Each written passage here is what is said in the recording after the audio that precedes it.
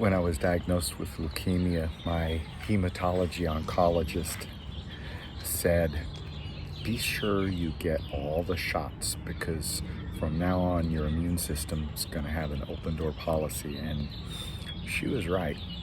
So I get all the shots, flu shots, pneumonia shots, COVID. I go back for seconds and it helps some, but boy, if a cold or a flu or some kind of nonsense is in the air,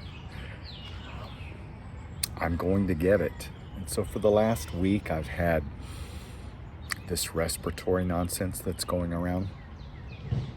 My ears have been so clogged.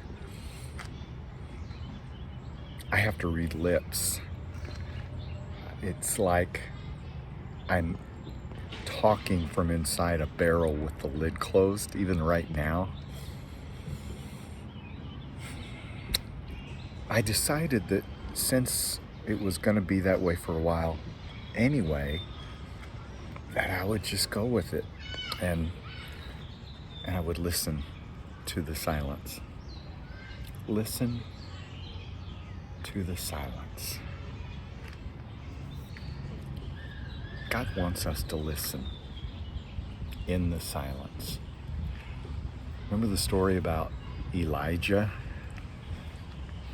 running from Jezebel, being on the top of a mountain, and there was all kinds of racket, and God was not in any of the racket.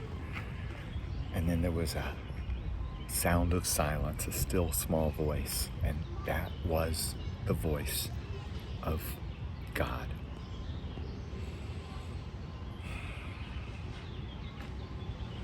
God does tend to whisper, because when God is quieter, we tend to lean in. Years ago, I was directing boys camps for inner city teenage boys, most of them gang members. I learned real quickly that they didn't respond to yelling. They didn't respond when I turned the volume up. And so to get their attention, like in chapel, I started whispering. And they would always settle down and they would listen.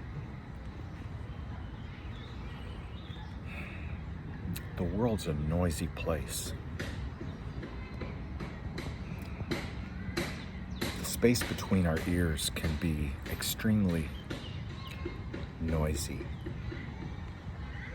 But God speaks in the silence. Don't wait until your ears are blocked or clogged in order to listen to the still small voice, because that still small voice is speaking all the time. Grace and peace.